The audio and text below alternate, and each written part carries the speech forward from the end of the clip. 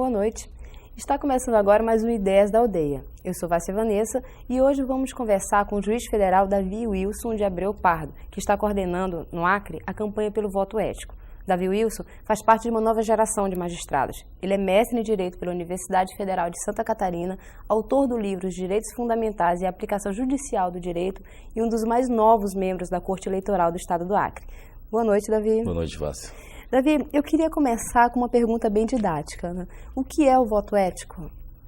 O voto ético é um movimento, é uma ideia que se está colocando agora na Justiça Eleitoral, mas que não começou na Justiça Eleitoral.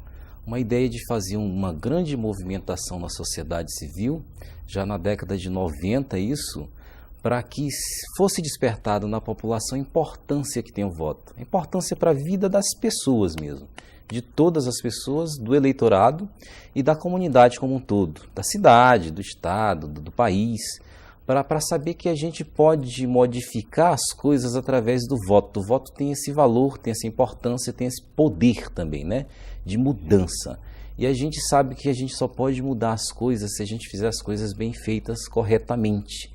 Porque se a gente votar errado, por exemplo, votar equivocadamente, ou votar por outra coisa que não seja a consciência, a correção do voto, a gente pode estar perpetuando muitas coisas ruins que a gente quer mudar.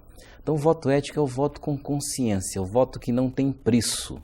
Ele tem consequências importantes para todo mundo, para a sociedade como um todo e para quem está votando também individualmente. Então a ideia do voto ético é exatamente essa.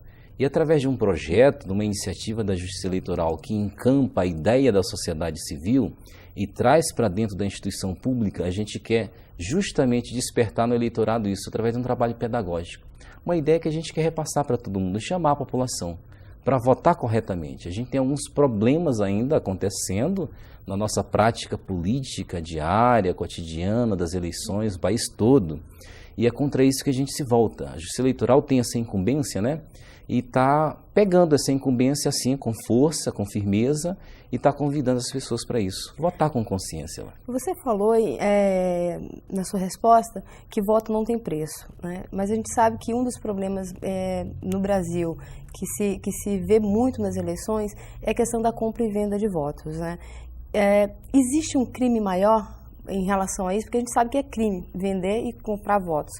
Nesse caso, o que é pior? Quem compra ou quem vende o voto? Do ponto de vista moral e também legal, os dois pecam, os dois erram. Tanto quem compra como quem vende também. Porque é exatamente isso, a gente tem uma ferramenta dentro da Justiça Eleitoral, que é a lei, que nos dá competência e poder para punir quem compra voto. Mas assim, quem vende o voto também está praticando um ato muito incorreto e muito mal no que diz respeito à sociedade como um todo.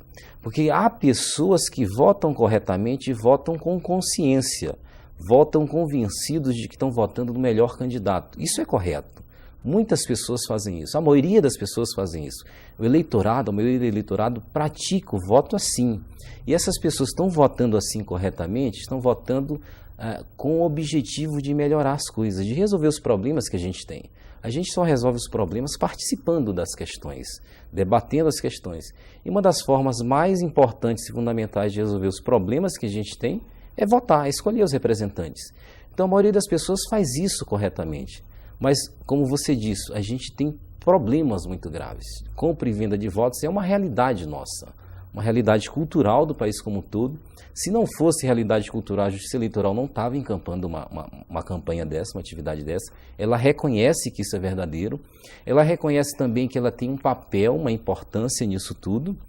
Já conseguiu resolver muitos problemas, Vássia, que aconteciam em eleições, já foram resolvidos por instrumentos que a gente tem, moderníssimos, invejados instrumentos por outros países, como os Estados Unidos invejam a nossa urna eletrônica. E a urna eletrônica resolveu um monte de problema que a gente tinha. Mas nós não resolvemos todos os problemas, né? E talvez um dos mais graves para a gente chegar num ponto melhor da nossa cidadania seja acabar com essa prática de compra e venda de votos.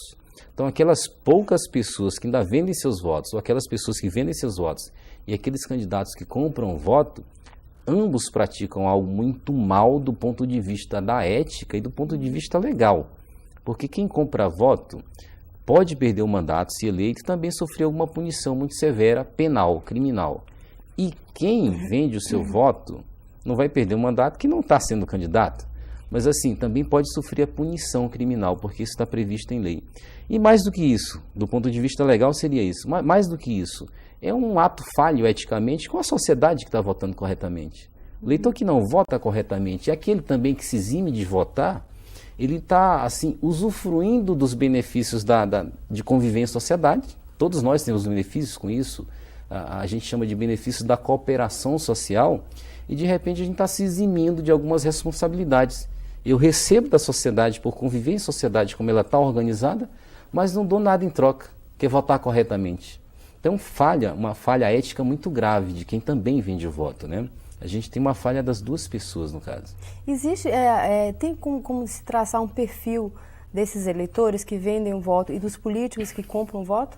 É lógico que a gente tem uma realidade brasileira, local também, regional, enfim, é geral, muito cruel. A gente tem uma pobreza muito grande, né? A gente tem uma falta de esclarecimento das pessoas também muito grande. E normalmente o que acontece é que essa prática de compra e venda de votos se dá nesses lugares mais distantes, com as pessoas mais pobres, mais miseráveis, que quando tem alguma coisa oferecida para si, acabam recebendo aquilo. Na verdade, um programa como o voto ético não pode fechar os olhos para isso, ou seja, para uma realidade muito cruel que a gente tem. Mas é exatamente nisso que a gente quer fazer o movimento, ou seja, na verdade, despertar a atenção e chegar nas pessoas que, mesmo passando sérias dificuldades, que elas entendam que essa situação de dificuldade não vai ser modificada se elas não tiverem consciência de que tem que votar corretamente. Porque você imagina, alguém que é eleito, eu repito muito isso, alguém que é eleito comprando voto. O que é que esse alguém vai fazer quando for prefeito, vereador, deputado, governador, senador, ou seja, qualquer cargo político representativo, depois que alcançar essa posição? Ora, se o cidadão já foi eleito comprando voto, ele está minimamente ligando os problemas das pessoas, ele está se aproveitando dessa miséria para ser eleito. E depois de eleito vai continuar praticando coisas assim, coisas que não são corretas do ponto de vista moral, ético e do ponto de vista legal. Ele vai querer só satisfazer os interesses pessoais dele. Então a gente tem um círculo muito vicioso. E esse círculo de vicioso só pode ser quebrado de repente se a gente tiver duas frentes de batalha muito, muito claras. Que é a repressão para quem compra voto e o esclarecimento do eleitor que está vendendo seu voto. Para ele verificar e constatar que ele não vai sair dessa situação deplorável se ele de repente também não se convencer de que ele tem uma arma muito poderosa na mão, que é o voto. E que ele não pode vender o voto para alguém que está oferecendo quantia ou algum objeto para que ele vote nesse cidadão. Esse cidadão que é eleito é o que tem poder de modificação. A gente está outorgando poderes para esse cidadão eleito fazer muitas coisas. E essas pessoas eleitas têm que ser bem escolhidas. Então veja, o perfil do nosso, que a gente verifica aqui, que na verdade se dá essa prática de compra e venda de voto, é com essas pessoas mais pobres, né? Não só, mas particularmente, porque pessoas que são candidatos, né, se valem disso, aproveitam dessa situação miserável. A gente pode dizer que o político pega o eleitor, nesse caso, pela barriga, pela miséria que passa? Exatamente isso que eu estou querendo dizer. É exatamente isso que eu estou querendo dizer. É se aproveitar de uma situação muito ruim e, em cima da situação ruim, ficar, na verdade, auferindo vantagens, né? Isso é que é o terrível. Isso é que é o círculo vicioso que eu estava falando. E é isso que a gente quer, de repente, quebrar, esse elo muito ruim, né? E começar uma prática nova, uma prática de votar, assim, com essa consciência. Porque quem vai votar, sim, vota corretamente, elege aquela pessoa que está interessada em resolver os problemas, certamente a gente vai ter um resultado melhor para essas pessoas, como você falou, né, que estão com a barriga e passando fome, né? Com nada na barriga, Davi, infelizmente. A primeira vez que se ouviu falar em voto ético foi em 1996, né, quando a Ação pela Cidadania contra a Fome e a Miséria lançou uma campanha nacional, né? De lá para cá, quais os resultados que já se observou com esse movimento que partiu da sociedade civil e agora vem sendo encampado pelos órgãos da justiça? É interessante, talvez a gente esteja aprendendo a votar, né? Desde o nosso momento de redemocratização do país, que assim, do ponto de vista histórico não é tão longo, né? Temos já uns 20 anos aí de aprendizado que já podem estar rendendo bons frutos. Isso é interessante a gente observar. Mas assim, talvez faça parte desse aprendizado campanhas como essa. campanhas que começaram, como você mesmo falou, na década de 90, né, com a sociedade civil, Betinho, o movimento todo de entidades, né, preocupadas com essa lisura das eleições, com a correção das eleições, que de repente a gente vê as instituições públicas também adotando essa ideia. Talvez isso faça parte desse aprendizado. E o que a gente nota de melhor é exatamente isso, que a gente começa a ter espaço para falar disso, que a gente vê as instituições se preocupando com isso e que isso se torna debate público. Esse é o melhor sintoma de que isso vale a pena e de que isso está melhorando alguma coisa. Porque assim, de fato, escolhas de candidatos corretamente, talvez estejamos também aprendendo a fazer isso, né? Isso a gente vai ver ao longo do tempo. Isso é um processo, né, que a gente não tem um fim. A gente só tem um compromisso e uma obrigação muito forte de estar promovendo esse programa, de estar promovendo esse processo. E a melhora é exatamente de ele acontecer. Essa é a melhora que a gente vê. Agora, com o envolvimento de muitos jovens, de estudantes, né? Tivemos o programa Eleitor do Futuro ano passado, que foi o início dessa preocupação da Justiça Eleitoral no estado do Acre, em formar eleitores corretamente, né? Despertar a importância do voto para os eleitores, particularmente daqueles que iam começar e vão votar pela primeira vez este ano. E o projeto Voto Ético vem complementar esse programa, dizendo que não é só aquele que vai votar a primeira vez, mas também todos os que votam. Vamos chamar a atenção e despertar a atenção deles.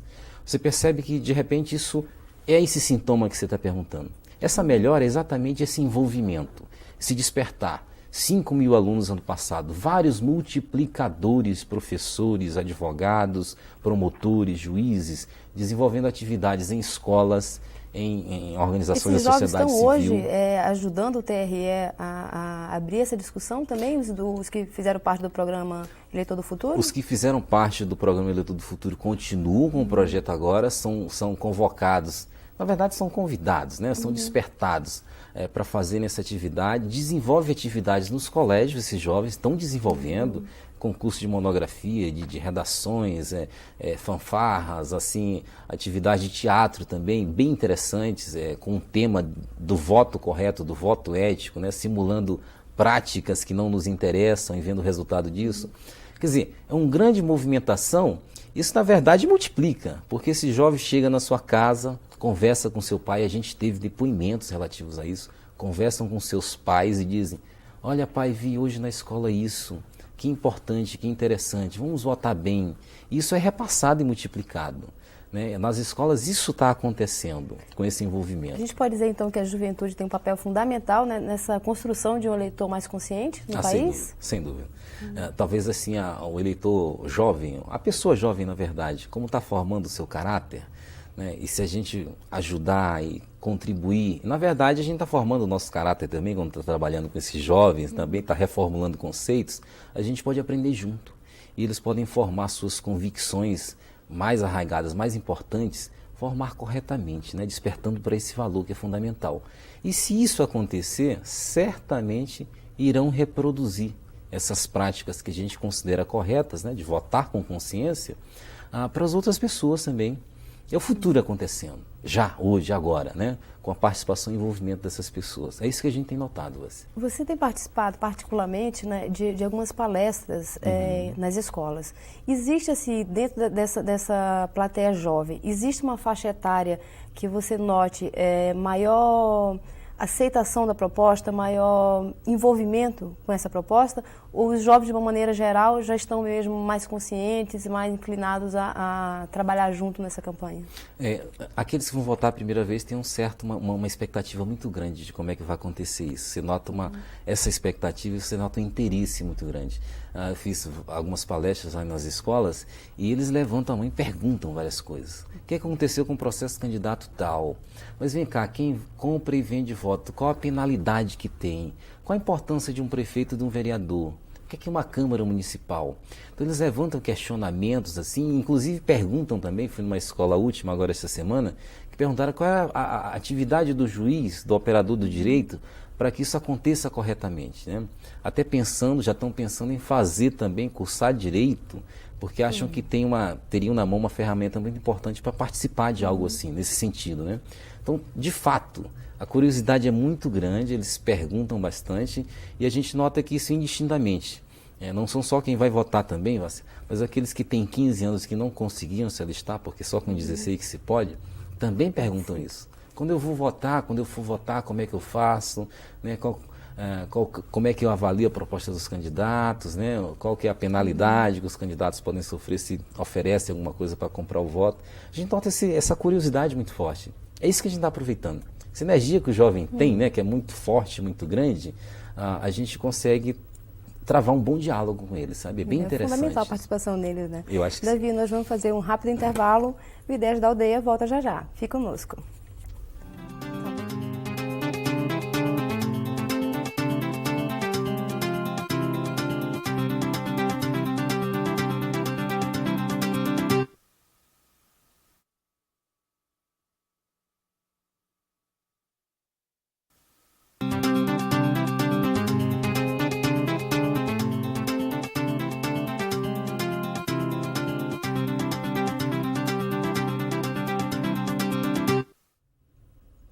Boa noite. O Ideias da Aldeia está de volta, conversando hoje com o juiz federal e membro do Tribunal Regional Eleitoral do Acre, Davi Wilson de Abreu Pardo, que está conversando com a gente aqui sobre o voto ético. Wilson, a gente estava falando no bloco anterior da questão da compra e venda de votos, né? E uma das coisas que foram colocadas é que a venda de votos está muito relacionada com a questão da miséria, né? Mas existe também um outro ponto que talvez seja um pouco mais delicado, que é a negociação de votos, né, por cargos, por favores, por colocações, né? Como é que se combate isso, né? Isso é cultural? Até pode ser cultural e provavelmente o seja. A gente tem, de fato, constatado, e a gente não precisa fazer muitas verificações, né? Não precisa fazer pesquisas para constatar isso. Isso é uma prática também recorrente da gente se trocar o voto em razão de favores. E normalmente quem faz isso não está passando fome, como a gente falou. Já tem alguma posição que está defendendo essa posição na sociedade, né? Essa vantagem que tem. E, na verdade, está querendo mais vantagem também. De fato, pode ser uma prática cultural nossa. Mas, assim, nem tudo que está culturalmente arraigado é correto também, né? É uma tradição que teria que ser colocada em questionamento. O voto ético, ou o programa, ou a ideia de fazer esse debate também envolve isso. Também envolve o questionamento disso. As pessoas que praticam isso deveriam também ser questionadas e são questionadas com relação a isso. Na verdade, a gente pode dizer que as pessoas que fazem isso, do ponto de vista moral também, estão fazendo algo equivocado. E do ponto de vista legal também algo que é vedado por lei. Certamente a repressão disso é um pouco mais difícil e mais delicado. A gente tem procedimentos legais que são previstos na legislação que devem ser observados para a repressão disso. E aí se toca num problema muito delicado. O que acontece é que a justiça eleitoral, como tem, na verdade, se desenvolvido também com o passar do tempo, ou seja, ela tem melhorado a sua atuação, tem procurado pelo menos melhorar a sua atuação, talvez ela aprenda também, convidando os eleitores a votar certo, a que eles ajudem na repressão disso, porque ela também pode melhorar seus mecanismos. A gente tem uma legislação um tanto quanto recente, sabe? Como é que um eleitor poderia ajudar a combater isso? Normalmente, no tempo das eleições, a gente tem várias formas de que o eleitor possa comunicar isso à justiça. Se não a justiça diretamente, o juiz, ao promotor eleitoral, ao Ministério Público, que também trabalha junto com a justiça. Na verdade, a justiça ela não pode agir sozinha, ela tem que ser provocada. E o Ministério Público entra numa situação dessa para justamente provocar.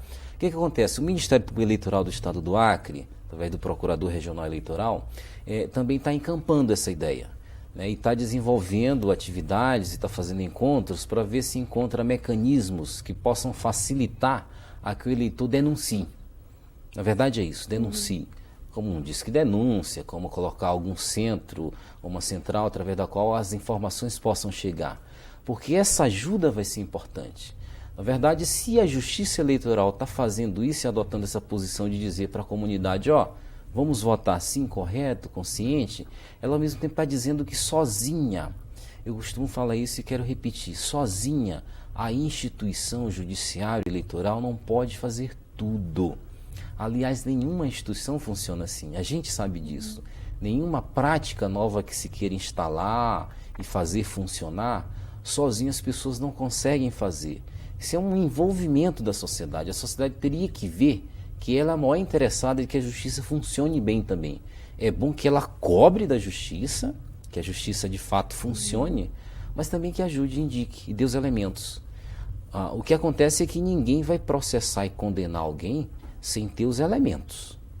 Porque isso é muito injusto, é muita falta de ética fazer isso, a gente sabe disso. As questões de provas, né? Mas a gente reconhece e diz, a população pode ajudar nesse sentido. Né? A gente está procurando ter esses mecanismos. O Justiça Eleitoral tem feito decisões mais recentes, Vácia, no sentido de talvez trabalhar melhor com a legislação. Uma legislação que é colocada há pouco tempo para combater essas práticas, para dizer que oferecimento de qualquer bem, objeto, em troca do voto, né? A compra de voto é algo que redunda em sérias consequências para quem é candidato. Essa é uma lei recente. Essa lei é o resultado de uma grande manifestação popular, um abaixo-assinado com 1.200.000 assinaturas. Né? E a gente tem pouco tempo de prática com essa lei. Então, se o eleitor está aprendendo a votar e a gente quer chegar no eleitor e quer fazer uma participação com isso, é bom que se reconheça que a Justiça Eleitoral está também aprendendo a aplicar essa lei. E eu acho que o bom e o importante disso é que cada ano que passa a gente aprende a usar melhor a lei para afastar isso, né? Mas assim, os procedimentos mais práticos, certamente nos momentos mais delicados da eleição, mais próximos da eleição, eles acontecem, né? E tem acontecido.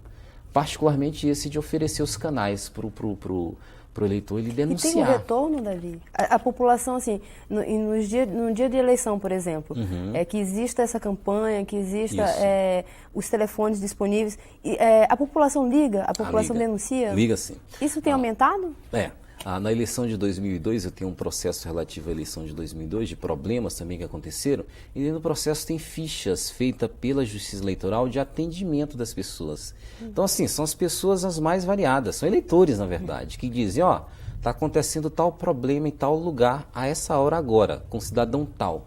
E a Justiça tem deslocado pessoas e ido lá naquele local tentando fazer o flagrante, né? Tentando pegar ali o pessoal que está fazendo aquela prática ilegal. A famosa boca de urna? Boca de urna, compra de voto, distribuição de sacolão. Isso, de fato, a gente tem recebido denúncias nas eleições. Eu não estava na eleição de 2002 aqui, mas nesse processo em particular eu vi isso. Era um telefone colocado à disposição da população e não só foi colocado, como as pessoas de fato ligaram, sabe? Fulano de tal ligou, um formuláriozinho feito pela justiça, preenchido pelo funcionário, está acontecendo isso. Doutora juíza e tal, o problema é esse. A juíza mandava uma equipe lá imediatamente, né? Às vezes acontece, a gente tem dificuldade, é isso que eu estou querendo realçar sempre. Que tipo de dificuldade? Particularmente de coletar provas. É bom que o eleitor, que esteja ajudando a justiça, denunciando, ele tenha... Quer dizer, isso é um problema muito delicado para o eleitor saber como é que vai fazer, né? Mas se ele perceber que tem algum tipo de documento, algum papel, alguma fotografia, seria bom que ele juntasse. Né? Não precisa nem colocar o nome, como às vezes acontece no disco de denúncia, anônimo mesmo, mas que ele fizesse chegar à justiça algum tipo de papel, algum tipo de documento, porque isso reforça a denúncia que o eleitor está fazendo. Porque pode ser que durante o deslocamento aquilo se desfaça, né? E se a gente tivesse algum tipo de prova coletada, isso auxiliaria a justiça, com toda certeza. Então, o que eu te digo é o seguinte, a Justiça Eleitoral tem aprendido sim. E quando ela chega na população, dizendo para a população adotar o lema do voto ético, ela está assumindo uma grande responsabilidade, mais ainda. E a Justiça Eleitoral tem sabido, está ciente de que ela está assumindo essa responsabilidade. Ninguém vai chamar ninguém para votar eticamente se não se compromete a fazer as salvaguardas disso. É interessante isso. E eu acho interessante que a Justiça Eleitoral esteja assumindo esse compromisso, sabe?